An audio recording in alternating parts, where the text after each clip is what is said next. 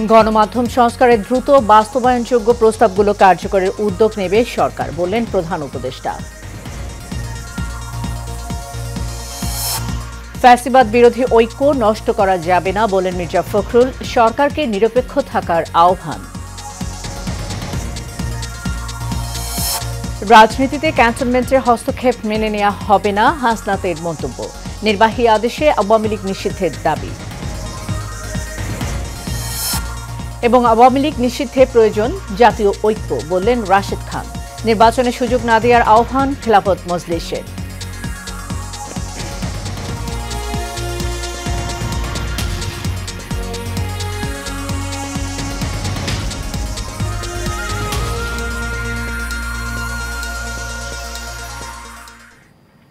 স্বাগত Asian prime নিউজের সাথে আছি সাবরিনা জিয়া। এতক্ষণ শুনছিলেন বিআরবি কেবল ইন্ডাস্ট্রিজ লিমিটেড সংবাদ শিরোনাম। এবার চলে যাব পুরো খবরে। গণমাধ্যম সংস্কার কমিশনের কাছ থেকে পাওয়া সংস্কার প্রস্তাবগুলোর মধ্যে যেগুলো এখনই বাস্তবায়নযোগ্য সেগুলো অবিলম্বে কার্যকরী উদ্যোগ নেবে অন্তর্বর্তী সরকার। সকালে রাষ্ট্রীয় অতিথি ভবন যমুনায় গণমাধ্যম সংস্কার কমিশনের সুপারিশ পাওয়ার পর প্রধান উপদেষ্টা প্রফেসর মোহাম্মদ ইউনূস একথা বলেন। এ সময় সংস্কার কমিশনের প্রধান কামাল আহমেদ গণমাধ্যম কর্মীদের জানান, ১,৪০০ লোকের সাথে মতবিনিময় করে সাংবাদিকদের সমস্যা চিহ্নিত করা হয়েছে। আরও জানাচ্ছেন বাতেন বিপ্লব। জ্যেষ্ঠ সাংবাদিক কামাল আহমেদের নেতৃত্বাধীন গণমাধ্যম সংস্কার কমিশনের অন্যান্য সদস্যরা প্রধান উপদেষ্টার হাতে প্রতিবেদন হস্তান্তর করেন। এ সময় প্রধান উপদেষ্টা ডক্টর ইউনূস বলেন, বাংলাদেশের টেলিভিশন চ্যানেলগুলো যাতে বিদেশে অবস্থানরত বাংলাদেশিরা এবং আগ্রহী বিদেশিরা দেখতে পারেন সেজন্য প্রয়োজনীয় ব্যবস্থা নেবে সরকার। কমিশন প্রধান কামাল আহমেদ পরে এক সংবাদ সম্মেলনে জানান, ১২০ দিন কাজ শেষে ২০টি সুপারিশ প্রস্তাব আকারে পেশ করেছে তারা। সরকারের নীতিমালাও কয়েকটা আছে, যে নীতিমালায় অযৌক্তিক বিধিনিষেধ আরোপ করা হয়েছে, যেটা সাংবাদিকদের স্বাধীন সাংবাদিকতার পথে বাধা আরোপ করে। আমরা সেগুলো সম্পর্কে সুস্পষ্ট সুপারিশ দিয়েছি। সবচাইতে বড় যে সুপারিশটা আমাদের সাংবাদিকতা সুরক্ষা আইন। আমি আগেই বলেছি যে সাংবাদিকদেরকে হুমকি, হয়রানি, সহিংসতা সাংবাদিকদের বিরুদ্ধে, সাংবাদিকতার কাজের জন্য, অন্য কোনো কাজের জন্য, আপনি রাজনীতি করবেন আপনার রাজনীতির জন্য না, কিংবা আপনি ব্যক্তিগত কোনো সুযোগ সুবিধা নিতে চান, সেখানে কোনো অন্যায় করছেন, সেটার প্রোটেকশনের জন্য। এতে প্রেস কাউন্সিল বিলুপ্তির সুপারিশ সহ বড় গণমাধ্যমকে পাবলিক কোম্পানি এবং বাংলাদেশ বেতার ও টেলিভিশনে স্বায়ত্তশাসনের প্রস্তাব করেছে কমিশন। একই সাথে রাষ্ট্রীয় সংবাদ সংস্থা বাসসকে রাজনৈতিক কর্মীদের পুনর্বাসন কেন্দ্র উল্লেখ করা হয়েছে। সাংবাদিকদের যে আর্থিক নিরাপত্তা প্রয়োজন, সেই আর্থিক নিরাপত্তার প্রসঙ্গ আমরা বলেছি। ওয়েস্ট বোর্ড নিয়ে একটা আবেগ আছে সাংবাদিকদের মধ্যে, কর্মচারীদের মধ্যে, কর্মীদের মধ্যে, কিন্তু এই ওয়েস্ট বোর্ডের একটা মামলা হয়ে আছে এবং সেই মামলা আটকে আমরা জানি না, এটা পুরোপুরি আদালত।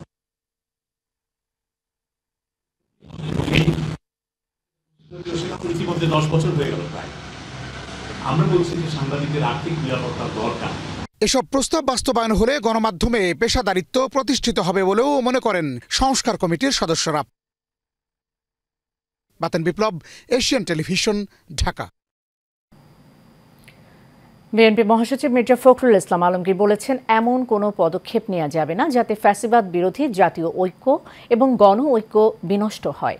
সকালে গুলশানে বিএনপি চেয়ারপারসনের কার্যালয়ে এক সংবাদ সম্মেলনে তিনি অভিযোগ করেন, সরকারের কোনো উপদেষ্টা রাজনৈতিক দল গঠন প্রক্রিয়ায় জড়িত থাকায় জনমনে সংশয়ের সৃষ্টি হয়েছে। আরও জানাচ্ছেন শরীফুল ইসলাম। গুলশানে বিএনপি চেয়ারপারসনের কার্যালয়ে দেশের চলমান পরিস্থিতি নিয়ে সংবাদ সম্মেলনের আয়োজন করে দলটি। এতে যোগ দেন বিএনপির স্থায়ী কমিটির সদস্যরা। সাংবিধানিকভাবে তাদেরকে ক্ষমতায়ন করার প্রস্তাব করা হয়েছে, তাতে করে দেখা যাবে নির্বাচিত প্রতিনিধিদের আর কোনো গুরুত্ব নেই। প্রায় সকল গুরুত্বপূর্ণ কার্যাবলী রাষ্ট্রের অনির্বাচিত প্রতিনিধিদের সমন্বয়ে সম্পন্ন হবে, যদি এগুলো গৃহীত হয়। এই সময় বিএনপি মহাসচিব মির্জা ফখরুল ইসলাম আলমগীর বলেন, এমন কোনো পদক্ষেপ নেওয়া যাবে না যাতে করে ফ্যাসিবাদ বিরোধী জাতীয় ঐক্য এবং গণ ঐক্য বিনষ্ট হয়। আমরা এমন কোনো পদক্ষেপ নিতে পারি না যাতে করে ফ্যাসিবাদ বিরোধী জাতীয় ঐক্য, গণ ঐক্য বিনষ্ট হয় অথবা ফাটল ধরে। সুতরাং অন্তর্বর্তী সরকারকে সর্বোচ্চ নিরপেক্ষতার অবস্থান বজায় রাখতে হবে। কোনো মহলকে রাজনৈতিক ফায়দা হাসিলের এজেন্ডা যেন সরকারের কর্মপরিকল্পনার অংশ না হয়, সেদিকে সজাগ দৃষ্টি রাখতে হবে। সরকারের কোনো উপদেষ্টা থেকে রাজনৈতিক দল গঠন প্রক্রিয়ায় জড়িত থাকায় জনমনে সংশয় সৃষ্টি হয়েছে বলে এ সময় অভিযোগ করেন বিএনপি মহাসচিব। অন্তর্বর্তী সরকারের কোনো উপদেষ্টা ক্ষমতায় থেকে রাজনৈতিক দল গঠন প্রক্রিয়ায় প্রত্যক্ষ পরোক্ষভাবে জড়িত থাকায় জনমনে সংশয় সৃষ্টি হয়েছে।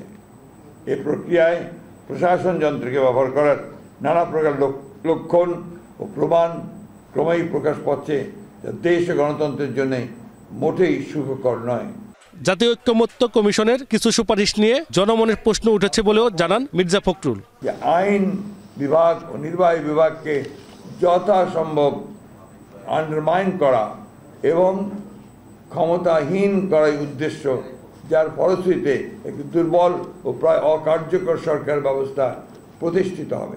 কিন্তু সংবিধান ও নির্বাচন ব্যবস্থা সংস্কার কমিশনের সুপারিশসমূহ পর্যালোচনা করলে প্রতীয়মান হয় যে রাজনীতিবিদরা অপাঙ্ক্তেয় এবং নির্বাচিত লোকদেরই দেশ পরিচালনার সুযোগ সৃষ্টি করাই শ্রেয়। রোববার জাতীয় ঐক্যমত্য কমিশনে বিএনপির সুপারিশ জমা দেবে বলেও জানান দলটির মহাসচিব। নির্বাচনের ব্যাপারে এর আগেও আপনার সেনাবাহিনী সহযোগিতা করেছে, এখনো করবে, সেটাই তো স্বাভাবিক। Shariful Islam, Asian television, Dhaka. Cantonment থেকে রাজনৈতিক পরিমা অঞ্চলে হস্তক্ষেপ ২৪ পরবর্তী বাংলাদেশের রাজনীতি মেনে নেবে না বলে মন্তব্য করেছেন জাতীয় নাগরিক পার্টি এনসিপি দক্ষিণাঞ্চলের সংগঠক হাসনাত আব্দুল্লাহ। তিনি বলেন, যাদের কাজ সেনানিবাসে তারা সেখানেই থাকুন। আওয়ামী লীগ নিষিদ্ধের দাবিতে বিকেলে রাজধানীর শাহবাগে বিক্ষোভ সমাবেশে তিনি এসব কথা বলেন। বাংলাদেশের সেনাবাহিনীর উপর তার দলের পূর্ণ আস্থা ও সমর্থন আছে উল্লেখ করে হাসনাত বলেন, কেউ যেন তাদের ব্যবহার করতে না পারে সে বিষয়ে সতর্ক থাকতে হবে। হাসনাত আরও বলেন, নির্বাহী আদেশে আওয়ামী লীগ নিষিদ্ধ চাই।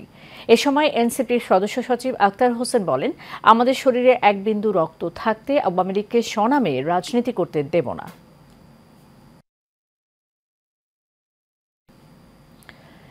এনসিপির নেতা হাসনাত আব্দুল্লাহর ক্যান্টনমেন্ট নিয়ে করা বক্তব্য সোশ্যাল মিডিয়াতে আসা উচিত হয়নি বলে মন্তব্য করেছেন দলটির মুখ্য সমন্বয়কারী নাসিরউদ্দিন পাটোয়ারি। আজ সিলেট জেলা জাতীয় নাগরিক পার্টির উদ্যোগে আয়োজিত ইফতার মাহফিলে তিনি এই মন্তব্য করেন। আওয়ামী লীগ নিয়ে প্রধান উপদেষ্টার বক্তব্যের নিন্দা জানিয়ে তিনি বলেন, যারা আওয়ামী লীগকে রাজনীতিতে ফেরানোর জন্য কাজ করবেন, জনগণকে সঙ্গে নিয়ে তাদের শক্ত হাতে প্রতিহত করা হবে। এদিকে এই ইফতার মাহফিলে এনসিপি নেতাকর্মীদের মধ্যে হট্টগোল ও হাতাহাতির ঘটনা ঘটে। সেই ভিডিও ধারণ করতে গেলে সাংবাদিকদের লাঞ্ছিত করা হয়। এর প্রতিবাদে সাংবাদিকরা অনুষ্ঠান স্থল ত্যাগ করে চলে যান। নতুন বাংলাদেশ বিনির্মাণ এবং আওয়ামী লীগ নিষিদ্ধ করার ক্ষেত্রে সবচেয়ে বেশি প্রয়োজন জাতীয় ঐক্য। একথা বলেছেন গণ অধিকার পরিষদের সাধারণ সম্পাদক মোহাম্মদ রাশেদ খান। জাতীয় প্রেস ক্লাবে গণ অধিকার পরিষদ আয়োজিত আওয়ামী লীগ নিষিদ্ধ এবং গণহত্যার বিচারের দাবিতে অবস্থান ও গণস্বাক্ষর কর্মসূচিতে প্রধান অতিথির বক্তব্যে তিনি একথা বলেন। এ সময় তিনি আরও বলেন, আওয়ামী লীগকে যারা পুনর্বাসনের চেষ্টা করবে তাদের বিরুদ্ধেও গণ আন্দোলন গড়ে তোলা হবে। সেনাবাহিনীকে জনগণের মুখোমুখি দাঁড় করানোর ষড়যন্ত্র চলছে বলেও অভিযোগ করেন তিনি।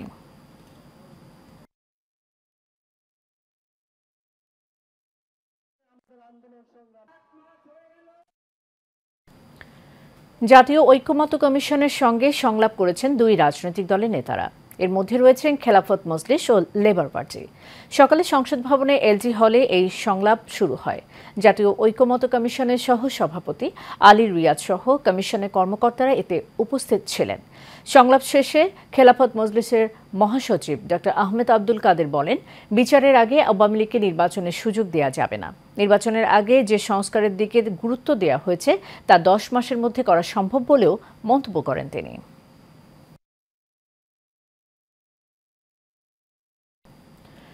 রাজধানীর হাতিরঝিল এলাকা থেকে প্রায় 5 কোটি টাকা মূল্যের 1,60,000 পিস ইয়াবা উদ্ধার করা হয়েছে।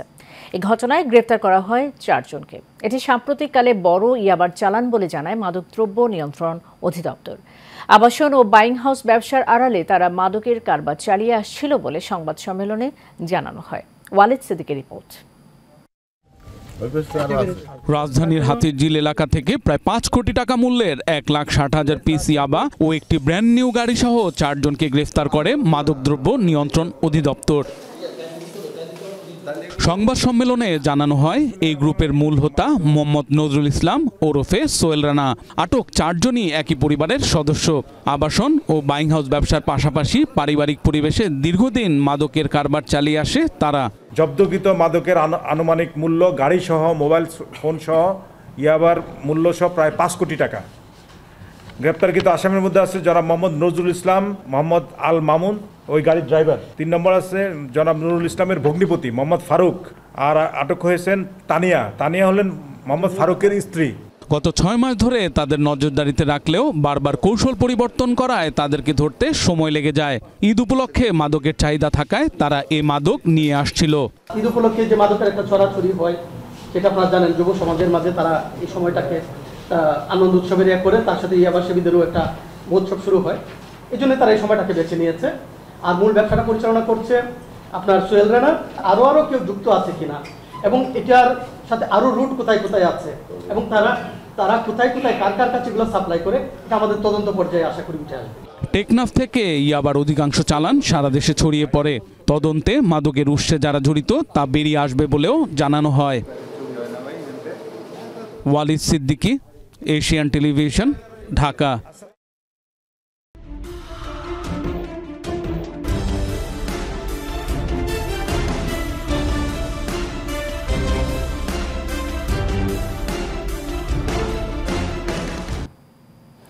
হবিগঞ্জের নবীগঞ্জে মাইকে ঘোষণা দিয়ে সাংবাদিকদের উপর হামলা চালানো হয়েছে।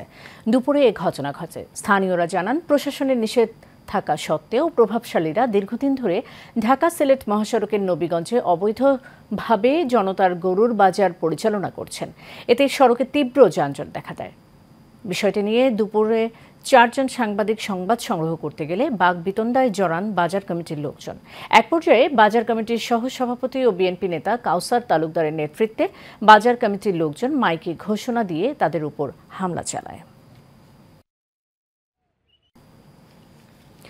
কুমিল্লা মেডিকেল কলেজে চিকিৎসাধীন অবস্থায় রোগীর মৃত্যুকে কেন্দ্র করে উত্তপ্ত পরিস্থিতির খবর সংগ্রহ করতে গিয়ে হামলার শিকার হন গণমাধ্যম কর্মীরা। এ ঘটনায় বিচারের দাবিতে মানববন্ধন করেছেন সাংবাদিকবৃন্দ। দুপুরে নগরীর মোঘলচুলি এলাকায় কুমিল্লা প্রেস ক্লাবের সামনে এই মানববন্ধন হয়। এতে গণমাধ্যম কর্মীরা ছাড়াও বৈষম্য বিরোধী ছাত্র আন্দোলনের নেতাকর্মী ও সুশীল সমাজের নেতৃবৃন্দ অংশ নেন। বিএনপির ভারপ্রাপ্ত চেয়ারম্যান তারেক রহমানের পক্ষ থেকে সজীব আহমেদ রানার আয়োজনে ইফতার ও দোয়া মাহফিল অনুষ্ঠিত হয়েছে। সন্ধ্যায় আদাবর থানার শেখেচেক এলাকায় এই ইফতার ও দোয়া মাহফিল হয়। অনুষ্ঠানে প্রধান অতিথি ছিলেন ঢাকা মহানগর উত্তর যুবদলের সদস্য সচিব মোহাম্মদ সাজ্জাদুল মিরাজ। বিশেষ অতিথি ছিলেন আদাবর থানা বিএনপির ভারপ্রাপ্ত আহ্বায়ক সাদেক হোসেন স্বাধীন ও যুগ্ম আহ্বায়ক কামাল হোসেন সরকার। এ সময় আদাবর থানার যুব নেতা সজীব আহমেদ বলেন, দলের ভারপ্রাপ্ত চেয়ারম্যান তারেক রহমান সব সময় অসহায় মানুষের পাশে থাকেন। তার দেখানো পথেই হাঁটছে আদাবর থানা যুবদল। রমজান উপলক্ষে রাজধানী বাংলা মোটর সোনারগাঁও রোডস্থ টাইলস মার্কেট, মোতালেব প্লাজা, স্টান প্লাজা ও হাতিরপুল বাজার সহ পান্থপথ ফার্নিচার মার্কেটের সকল ব্যবসায়ীদের সম্মানে ইফতার ও দোয়া মাহফিল অনুষ্ঠিত হয়েছে। কলাবাগান থানা বিএনপি এবং এর অঙ্গ সংগঠন এই আয়োজন করে।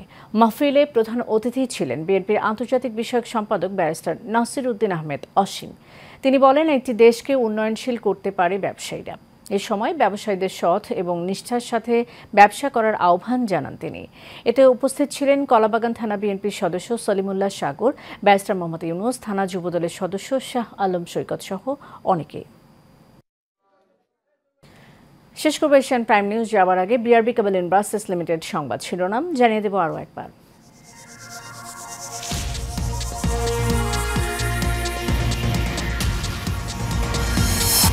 গণমাধ্যম সংস্কারের দ্রুত বাস্তবায়নযোগ্য প্রস্তাবগুলো কার্যকরের উদ্যোগ নেবে সরকার, বললেন প্রধান উপদেষ্টা। ফ্যাসিবাদ বিরোধী ঐক্য নষ্ট করা যাবে না, বললেন মির্জা ফখরুল। সরকারকে নিরপেক্ষ থাকার আহ্বান। রাজনীতিতে ক্যান্টনমেন্টের হস্তক্ষেপ মেনে নেওয়া হবে না, হাসনাতের মন্তব্য। নির্বাহী আদেশে আওয়ামী লীগ নিষিদ্ধের দাবি।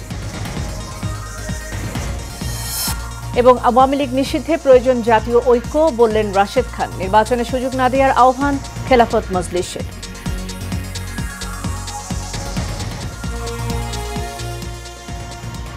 এশিয়ান প্রাইম নিউজের পর্যন্তই, পরের সংবাদ দেখার আমন্ত্রণ রইল। ধন্যবাদ সাথে থাকার জন্য।